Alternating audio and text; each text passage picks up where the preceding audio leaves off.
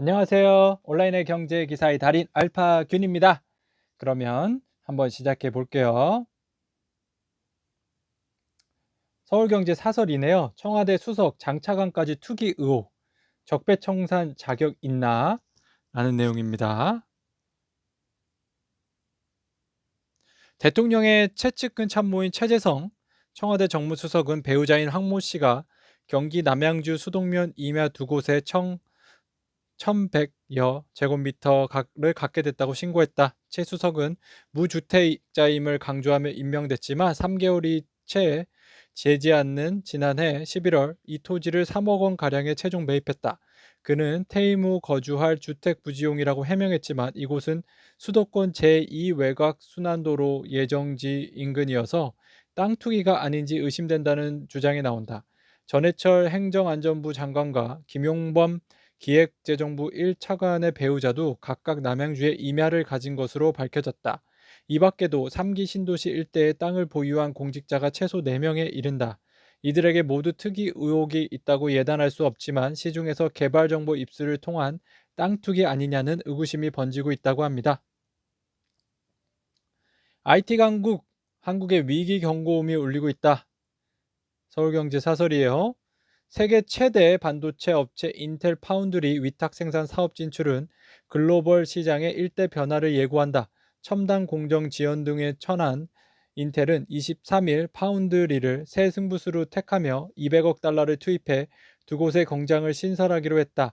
IBM을 연구개발 파트너로 삼고 아마존, 구글, 퀄컴, 애플 등을 고객사로 확보할 것이며 거대 반도체 연합군의 탄생을 예고했다. 로이터 통신은 인텔의 결정은 파운드리 시장을 장악 중인 테만 TSMC와 삼성전자를 겨냥한 것이라고 했다. TSMC는 올해 삼성의 2배가 넘는 280억 달러를 설비 투자에 쏟을 계획이어서 우리로서는 달아나는 선두와 공룡 후발 업체에 꼼짝없이 낄 판이다. 네, 오늘 반도체에 대한 내용 다 한꺼번에 전해드릴게요. 박이면 기자네요. 잘 나가던 SK그룹주의 부진, 향후 전망은 긍정적이라고 합니다. 자, SK 계열사들의 주가가 다 오르고 있는데요. 아, 작년 말에 많이 올랐는데요. 올해 다 떨어지고 있습니다. 예, SK한테는 좀 안 좋은 소식인데요. 향후 전망은 나쁘지 않다. SK 하이닉스는 메모리 반도체 빅사이클에 힘입어 올 1분기 영업이익이 1조 2,683억 원을 기록할 것으로 예상된다. 전년 동기 대비 58% 늘어난 수준이다. SK는 1분기 영업이익이 8,477억 원으로 전년 동기 대비 192% 증가할 것으로 전망된다. 다만 지주사 특성상 핵심 계열사 주가에 영향을 받을 것이라는 분석입니다. 안지훈 기자네요. 정부 민관 대책회의 소집했네요. 차량 반도체 2주마다 점검합니다. 지금 차량 반도체가 없어서 난리도 아니죠. 네, 니온 게이자 신문 등 외신에 따르면 지난 19일 일본 이바라키 현에 위치한 르네사스 나카 공장에서 화재가 발생했다. 르네사스는 글로벌 차량용 반도체 기업 중 2위를 차지하고 있다. 지난 2월 미국 한파로 업계 1위인 네덜란드 NXP사와 3위인 독일 인피니언 텍사스 공장이 가동이 중단된 상황에서 이마저 생산에 어려움이 생긴 것이다. 자동차 업계에 따르면 르네사스 공장 화재가 한국 왕성차 생산에 직접적인 피해를 주지 않을 전망이다. 현대차, 기아 등이 미리 확보한 차량용 반도체에 여유가 있고 화재가 난 공장에서 생산하는 부품이 한국으로 수입되는 것이 아니라는 점에서다. 업계 관계자는 화재가 난 공장에서 차량용 반도체를 생산하는 것은 맞지만 자율주행용 반도체 라인이라 직접적인 영향은 없다고 합니다. 이종혁 기자네요. 인텔의 공습, 파운드리 세계 대전입니다. 네, 그래프를 한번 볼게요. 세계 파운드리 시장 전망인데요. 2021년에 738억 달러인데요. 22년에 805억 달러, 23년에 873억 달러, 24년에 944억 달러로 점점 커지게 됩니다. 반도체 업계 주요 투자 계획인데요. 삼성전자는 2030년까지 133조 원 투자해 시스템 반도체 세계 1위 달성 목표하고 있고요. TSMC는 올해 250억에서 280억 달러 설비 투자, 이중 80% 초미세와 선단 전곡의 사용, 인텔은요, $200억 투자해 미국 애리조나주에 2개의 반도체 공장 팹 건설입니다. 글로벌 파운드리 기업 시장 점유율은요, TSMC가 56%, 삼성 18% 이렇게 되고 있습니다. 여기 DB 하이텍도 1% 정도 되네요. 여기 이제 인텔이 들어온다고 하니까 정말 무섭겠죠? 일본 르네사스 악재까지 차량 반도체 빅3 공급 쇼크 났다고 아까 전해드렸는데요. 자, 차량용 반도체 시장 점유율은 르네사스 30%, NXP 25%, 인피니언 14%, 사이프러스 9%, 텍사스 인스트루먼트 7%, 기타 등등인데요. 지난 19일 새벽 발생한 화재로 인한 피해는 차량용 고성능 반도체인 12인치 웨이퍼 생산 라인에 집중됐다. 르네상스는 제조 중인 제품을 포함해 재고가 약 1개월치밖에 남지 않았다고 밝혔다. 이 때문에 미중 무역 갈등과 코로나19 영향으로 발생한 차량용 반도체 품귀 현상이 더욱 심해질 것이라고 니온 게이자 신문은 전망했네요. 조동근 기자입니다. 시험대 오른 삼성전자 반도체 경쟁력이네요. 자, 인텔이 다시 생산한다고 했죠. 반도체 생산의 생태계도 크게 변했어요. 팹리스, 즉 설계에서 파운드리 생산으로 무게중심이 이동했는데요. 이 내용은 그 전에 제가 전해드린 내용이라서 오늘은 전해드리지 않겠습니다.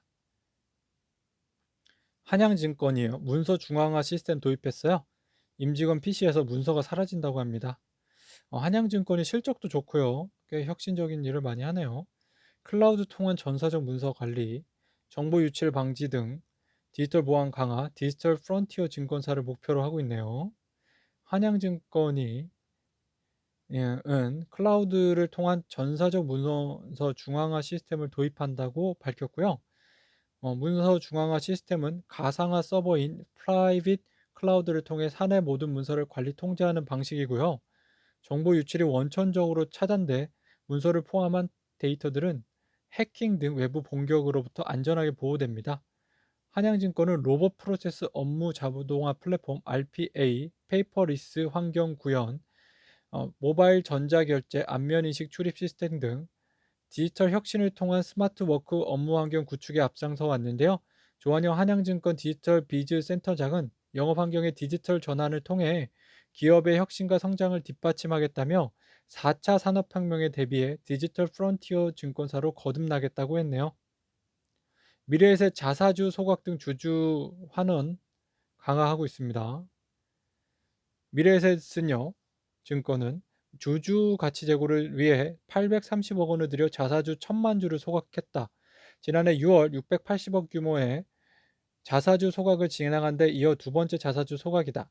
또 이날 1,400억 원 규모의 배당금 지급도 결정했다. 미래에셋증권은 이번 배당금과 지난해 자사주 소각 금액에만 약 2,805억 원을 사용했다. 이는 당기순이익 연결기준 지배주주 기준 약 34.1%에 해당하는 규모로 주주 환원에 힘쓰는 모습이라고 합니다. 믿을 건 현금뿐 128조 쌓아둔 기업들이네요. 기업들이 현금이 많이 쌓아두는 이유가 뭘까요? 인수합병을 하려고 그럴까요? 아니면 배당을 하려고 그럴까요? 자, 시총 52 현금성 자산 추이 볼게요.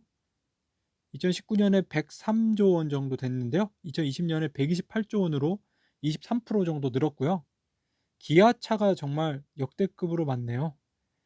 10조 1,000억이나 되고 있습니다. 현대 글로비스도 많고요. 한홍 시스템, 삼성전기 등등 많이 있습니다. HMM도 많네요. 금호석유도 많이 늘었고요. 지난해 코로나19 반사이익을 누리며 뜻밖의 좋은 실적을 낸 기업들도 이익 증가분을 대부분을 현금 고간을 채우는 데 썼다. 금요석유 화학은 지난해 라텍스 위생 장갑 수요가 급등하며 전년도 2배가 넘는 영업이익을 거뒀지만 벌어들인 돈 상당수를 현금 자산으로 남긴 것으로 보인다. 이에 따라 금호석유의 현금 보유량은 1,278억 원에서 4,182억 원으로 3배 넘게 늘어났다. 김소영 서울대 경제학부 교수는 경기 불확실성이 커지다 보니 기업들의 투자에 대한 자신이 많이 줄었고 투자할 곳도 마땅치 않았을 것이라며 코로나19 상황에서 예상 밖의 큰 수익을 누린 기업들도 섣불리 투자 활동에 나서기보다는 현금을 비축해 혹시 모를 경우에 대비한 것으로 보인다고 설명했네요. 국민연금 국내 주식 확대 여론 압박의 수정, 대형주만 유리해지나? 국민연금 올해 운용 계획입니다. 국내 주식 16.8%, 해외 주식 25.1%, 국내 채권 37.9%, 해외 채권 7%, 대체주다 13.2% 정도 되는데요. 전략을 좀 바꿔가지고요. 그 현행은요, 플러스 마이너스 2%까지는 허락이 되는데요. 대안으로 플러스 마이너스 3.5%까지 허락을 해준대요. 그러면 16.8에 플러스 3.5%를 하면요, 20.3%까지 가질 수 있게 되는 거예요. 그래서 국민연금의 국내 주식을 한 20.4%까지 올릴 수도 있다고 하는데요. 한번 봐야겠네요. 자, 국민연금 소식을 그러면 한번 몰아서 볼게요. 국민연금을 클릭해 보고요. 노경목 기자입니다. 올 들어 15조 팔아치운 국민연금, 동학개인 분노에 결국 물러섰네요. 네. 그래프를 잠깐 볼게요. 국민연금 운용자산 대비 국내 주식 규모 및 비중입니다. 자, 2020년에요. 운용자산이 833조 원이에요. 그중에 국내 주식이 176.7조 원이고요. 21% 정도 가지고 있습니다. 이거를 점점 줄여야 되는 게 국민연금의 목표라서 좀 팔고 있어요. 국민연금 투자 현황은 국내 주식이 21.2%, 해외 주식이 23.1%, 국내 채권 39.1%입니다. 언젠가는 팔아야 될 거긴 해요. 우리가 국민연금을 받아야 되긴 하잖아요. 근데 왜 지금이냐는 거죠. 24일 관계부처와 증권업계에 따르면 국민연금 기금운용위원회는 26일 국내 주식 보유 비중과 관련한 자산 조정 안건을 논의합니다. 현재 14.8에서 18.8%인 국내 주식 보유 목표 범위를 13.3에서 20.3%까지 넓히는 것이 주요 내용이고요. 기금운용위 관계자는 정부 측 위원은 물론 사용자 및 근로자 대표 등 위원 대부분이 찬성하고 있다며 26일 회의에서 무난히 통과될 분위기라고 했습니다. 잠깐만요. 그러면 이게 플러스 마이너스 범위를 넓혀주기 때문에 최저 범위도 낮아집니다. 원래는 14.8%까지만 가질 수 있었는데 13.3%까지 낮출 수도 있다는 얘기도 되네요. 동전의 양면이 있죠. 기운 차린 가구 시장, 치열한 왕위 쟁탈전이네요. 침대업계 소식을 제가 계속 전해드리게 되네요. 침대업계는 기존 침대 회사 간 경쟁에 렌탈 회사까지 가세해 치열한 경쟁을 예고하고 있습니다. 지난해 시몬스가 사상 최대 매출액인 2,715억 원을 기록하며 에이스와의 매출 격차를 180억 원으로 줄였어요. 업계에서는 2위 시몬스가 올해 1위에 올라설 것이란 전망도 나오는데요. 에이스가 기존 유통 채널을 고집하는 사이 시몬스가 더 현대서울 등 백화점을 비롯해 다양한 유통 채널을 확보하면서 매출이 급성장하고 있기 때문입니다. 에이스의 1위 자리가 흔들리는 것은 시몬스의 성장뿐만 아니라 코웨이, 쿠쿠홈소시스, 웰스 등 매트리스 렌털 시장을 확대하기 있기 때문이라는 분석이 나오는데요. 코웨이의 매트리스 사업 매출액은 10년 사이 10배가량 급증했어요. 지난 2012년 240억 원에서 2020년에는 2천억 원을 돌파한 것으로 알려져 침대업계 2위인 시몬스를 바짝 추경하는 모양새인데요. 웰스는 지난 2018년 10월 매트리스 렌터를 시작한 이후 꾸준한 성장세를 보이며 지난해에는 매출액이 전년 대비 약 45% 증가했습니다. 가격 부담이 적은 데다 위생에 대한 관심이 높아지면서 매트리스 케어 서비스를 하는 렌털 회사로 기존 침대 수요가 옮겨가고 있는 것으로 풀이되고 있네요. 고용 버팀목된 K바이오, 코로나에도 채용문이 열렸네요. 자, CJN을 보면요. 채용 규모가요. 와, 96.2%나 올라갔어요. 거의 2배 올라간 거죠. 삼성 바이오로직스는 한 11%. CJN이 대단하긴 했죠. 가장 공격적인 채용에 나선 건 CJN으로 지난해 직원 수를 2배 가까이 늘렸다. 2019년까지만 해도 314명에 불과했던 직원이 지난해 616명으로 2배 가까이 증가했다. CJ는 코로나19 사태 이후 전 세계적으로 진단키트 수요가 급증하면서 매출도 크게 늘었으며 시장에 대응하기 위해 공격적인 채용을 진행했다. 회사 관계자는 올해도 300명 이상을 신규 채용할 계획이라며 연구개발 인력을 중심으로 빼볼 계획이라고 합니다. 하나시스템 세트랙 I 지분 인수 후 첫 사업 초소형 위성 개발이네요. 초소형 쌀 위성, 와 멋있네요. 100kg 이하의 초소형 초경량, 직육면체 패널 형태로 발사체 수납, 극대화, 기존 중대형 위성 대비 비용 개발 기간 절감을 목표로 하고 있네요. 하나의 발사체에 위성을 한 대라도 더 싣기 위해 성능은 높이고 형태는 단순화하는 것이 핵심이죠. 하나 시스템 관계자는 미국의 스페이스X가 발사하고 있는 위성이 200kg급인 걸 고려하면 그 절반 수준으로 무게를 줄이는 세계적인 기술로 볼 수 있다며 세트랙 I 지분 인수 이후 기술 협력에서 시너지를 내고 있다고 말했습니다. 네, 스페이스X를 앞질러 주십시오. 중국 증시 IPO 신청 철회 급증, 지리차 상장도 무산됩니까? 아, 중국 왜 이럽니까? 홍콩 증시에도 상장 열시가 움츠러드는 분위기가 감지되는데요. 중국 최대 차량 공유 서비스 업체인 디디추싱은 당초 계획했던 홍콩 증시가 아닌 뉴욕 증시에 첫 IPO를 추진하는 방안을 유력하게 검토하고 있다고 로이터 통신은 보도했고요. 이는 홍콩 상장에 나설 경우 현지 당국이 운전사를 시간제로 운영하는 등 사업 관행에 대해 더 엄격하게 심사할 수 있다는 우려가 반영된 데 따른 것이고요. 로이터는 이 계획이 성사될 경우 디디추싱은 약 11조 원 가량을 조달할 수 있다면서 이는 250억 달러를 조달했던 알리바바 이후 중국 기업 역대 두 번째 뉴욕 증시 IPO 흥행 기록이라고 전했습니다. 자, 기업 공개 소식을 더 볼게요. 상장이라고 말하죠. 강영은우 기자인데요. 지리타도 상장 좌절. 중국판 나스닥 무늬만 등록제니? 지리차는요. 지난해 6월 상하이 거래소에 코창판 상장 심사를 신청했어요. 코창판 기업 공개 IPO로 200억 위안 약 3조 5천억 원을 조달해 전기 자동차 등 미래차 개발에 활용한다는 계획이었죠. 지리차의 모기업인 지리홀딩스는 홍콩 거래소에 상장돼 있는데요. 시가총액은 2,200억 홍콩 달러 약 32조 원 안팎이고요. 지리홀딩스의 지난해 전기체 자동차 판매량은 주력 자회사인 지리차 133만 대를 포함해 210만 대에 달했다. 그러나 시가총액은 33만 대를 판매한 BYD 5천억 홍콩 달러의 절반에도 못 미친다. 지리홀딩스는 지리차의 쿼창판 상장을 통해 전기차 사업을 부각시켜 그룹 주가를 재평가받겠다는 전략을 세웠습니다. 박용범 기자네요. 로빈후드 기업 공개 나서네요. 네, 로빈후드 의적이라는 얘기죠. 예, 미국의 로빈후드라는 그 주식 증권 거래 회사가 있습니다. 기업 가치가요, 작년 9월에 117억 달러였는데요. 올해 2월에는 지금 400억 달러로 3배 넘게 올라갔어요. 나스닥 상장 신청한 로빈후드 창업자는 바이주 바트랑 블레디미어 테네브고요. 설립 시기는 2013년이고 계좌 수는 2,300만 개 추정되고요.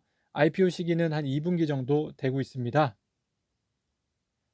테네브 CEO는 이번 상장으로 동방석에 알게 됐다. 그의 지분 가치는 현재 최소 10억 달러로 추정되며 상장하면 몇 배는 더 올라갈 것으로 예상된다. 불가리아 태생인 그는 5살 때 워싱턴 DC에 있는 세계은행 본부에 일하게 된 부모를 따라 미국으로 이주했다. 버지니아주 영재학교인 토머스 제퍼슨 고교를 졸업한 뒤 스탠퍼드 대학에 진학해 수학을 전공했다. 그는 스탠퍼드대 박사과정에 재학 중이던 동료였던 바이주 바트와 로빈후드를 공동 창업했습니다. 자, 레인메이커 증권은 지난 2일 장외시장에서 로빈후드 거래 가격을 토대로 기업 가치를 400억 달러, 약 45조 원으로 평가했다. 9개월 만에 기업 가치가 5배 오른 셈이다. 이렇게 기업 가치가 오른 것은 향후 성장 가능성이 높다는 평가를 받고 있기 때문이라고 합니다. 박성규 기자입니다. 미국 등에 업고 할 말을 한다. 반중 연대 선봉에 선 호주입니다.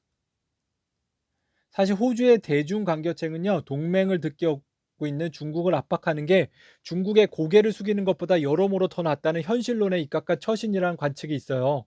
실제 중국은 호주의 자극적인 발언에도 현재까지 추가 제재 조치를 내리지 않고 있는데요. 중국 제재에도 불구하고 경제적 타격이 생각보다 크지 않은 점도 노선 변경을 가능하게 한 이유로 꼽히고 있죠.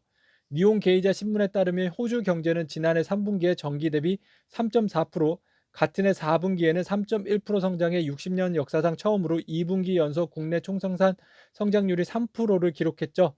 BIS 옥스퍼드 이코노믹스 수석 이코노미스트인 세러 헌터는 중국의 제재로 호주 경기가 붕괴되기보다는 무역 분산 효과를 얻고 있다고 진단했고요. 미국으로서는 호주의 변화가 반갑죠. 중국은 남중국해 90%에 대한 영유권을 주장하며 인접국가 갈등을 빚고 있는데요. 호주에서 남중국해와 가장 가까운 항구 다윈에 미군이 주둔하고 있는 만큼 중국의 힘이 커질수록 중국의 견제 호주를 통한 중국의 견제 필요성은 더욱 커질 수밖에 없죠. 호주가 반도체 등에 들어가는 핵심 소재인 히토류를 보유한 자원 대국이라는 점도 긍정적 포인트입니다. 중국이 히토류 무기화 가능성을 공연히 거론하는 상황에서 히토류 매자량이 전 세계 6위인 호주의 도움으로 반드시 필요합니다. 전문가들은 쿼드 동맹인 인도의 경우 미국의 적대적인 국가들과도 긴밀한 관계를 맺고 있어 전면에 나서서 중국을 압박하기는 힘든 만큼 향후 대중 압박에서 호주의 역할론이 더 커질 것이라는 전망을 내놓고 있습니다. 호주의 전략적 가치가 빛을 발할 수 있다는 거죠. 네, 여기 기사에 있는 그래프도 한번 볼게요. 호주 국가별 수출입 거래 규모가요, 중국이 가장 높습니다. 그 다음에 이제 일본, 미국이고요. 한국, 일본, 미국, 한국을 다 합쳐도 중국과의 수출입 거래 규모가 안 되는데요. 자, 호주 중국 관계 일지를 볼게요. 1972년에 첫 수교를 했고요. 73년에 북경에 호주 대사관 설치했고요. 2014년 시진핑 주석 방문, 양국 FTA 체결합니다. 2015년 FTA 발효되고요. 2018년 8월 호주 화해 통신 장비 구매 금지 결정 나고요. 2020년 4월 호주 코로나19 발원지 조사 축구되고요. 항구15 호주 중국 신발 밑에 붙은 씹던 껌처럼 느껴진다고 했고요. 2020년 5월 중국 호주산 소고기 일부 수입 중단 시작, 보리, 석탄, 와인, 구리 등도 수입 제재됐고요. 2021년 3월 호주 중국 신장 위구르 인권 문제 비판이라는 역사를 가지고 있습니다. 조지원 기자네요. 한국 구조적 성장 둔화, 디지털 전환이 생산성 돌파구라고 합니다. 한국은행은 선제적이고 선별적인 구조조정을 통해 생산성 둔화 요인을 개선하는 동시에 코로나19 충격을 최소화하고 디지털 환경이 일상화되는 뉴노멀에 선제적으로 대응할 필요가 있다고 강조했죠. 특히 인공지능 AI 기술을 주목했는데요. 글로벌 컨설팅 업체 맥킨지는 AI 기술의 생산성 효과로 오는 2030년까지 우리나라가 연평균 1.5%포인트 추가 성장할 것으로 예상을 했습니다. 자, 국제 경제에 대한 내용 조금 더 볼게요. 박상용 기자입니다. 봉쇄에 눌린 유로존 성장률 전망 또 뒷걸음이네요. 21일 파이낸셜 타임즈에 따르면 네덜란드 금융 그룹 ING는 생각해 보니까 이것도 제가 지난번에 전해드린 내용이라서요. 여기까지 하고요. 금리 인상 있다지만 출구 고심하는 이주열입니다. 한국경제 기자 사설인데요. 국민연금 운용 인기 영합으로 흘러가선 안 된다고 했죠. 아까 말씀드렸고요. 차은영 기자입니다. 인플레 기대 심리는 더욱 고조될까요?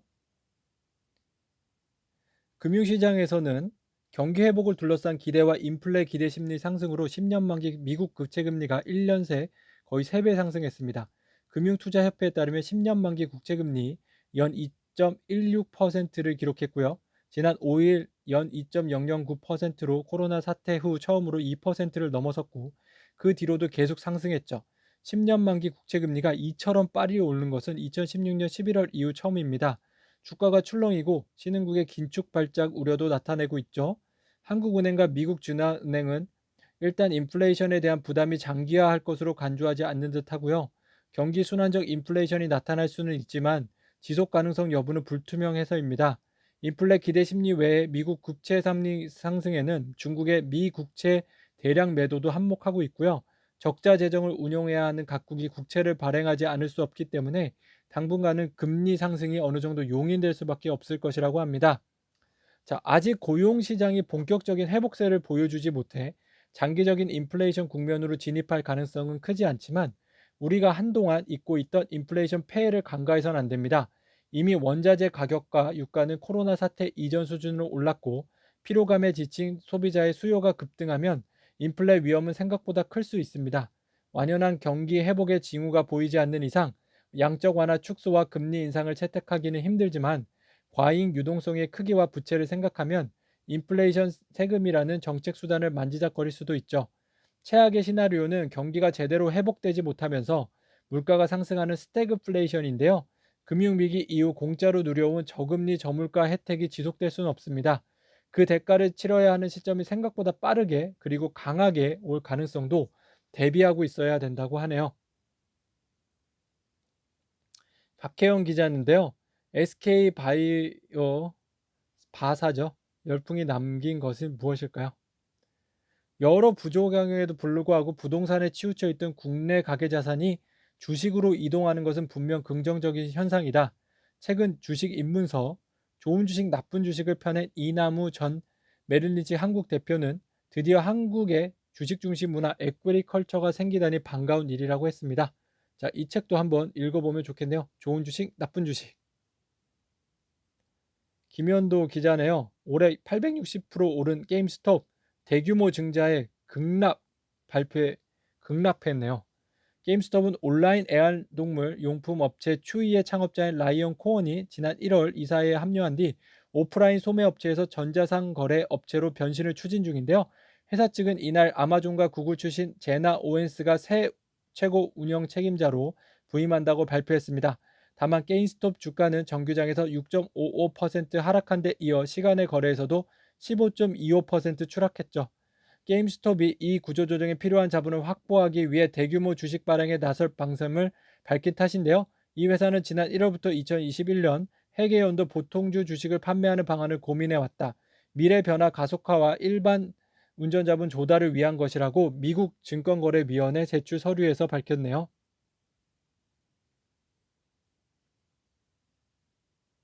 오영주 기자입니다. 사모펀드 투자자 수 49인에서 100인으로 확대됐네요. 여러 가지 규제를 좀 많이 풀어준 것도 있었어요. 현행 자본시작법은 사모펀드를 운용 목적에 따라 전문 투자형 사모펀드, 일명 헤지펀드와 경영참여형 사모펀드 PF로 분류하고 있는데요. 이 개정안은 이를 투자자의 범위를 기준으로 일반 사모펀드와 기간 전용 사모펀드로 각각 변경했습니다. 금융투자업자인 전문 사모 운용사가 운영하는 일반 사모펀드는 최소 투자금이 3억 원 이상 투자하는 적격 투자자 및 전문 투자자를 대상으로 하는 펀드이다. 기간 전용 사모펀드는 업무 집행 사원, GP인, 비금융 투자업자가 운용 주체로 연기금과 금융사 등 기관들만 투자할 수 있도록 했죠. 운용 규제는 일어나 있습니다. 현재 PEF들은 투자 기업 경영에 참여하려면 해당 기업 주식을 10% 이상 보유, 10%룰 해야 하는데요. 개정안은 10% 룰을 폐지하고요. 기업 대출도 허용하는 등 규제를 대폭 완화했습니다. 김병근 기자입니다. 한솔재지 한솔테크닉스 경영 조동길 회장이 직접 챙기네요. 안정적인 경영권을 확보한 데 따른 자신감의 표현이라는 해석이 나온다. 조 회장은 지주회사인 한솔헬리스 최대 주주로 한솔재지, 한솔테크닉스 등 계열사에 영향력을 행사하고 있다. 지주사 전환 전인 2014년 말 조 회장의 한솔재지 지분율은 3.3%에 그쳤으나 지주사 전환 이후 한솔홀스 지분율이 지난해 초 10.2%에서 지난해 말 17.2%로 높아졌다.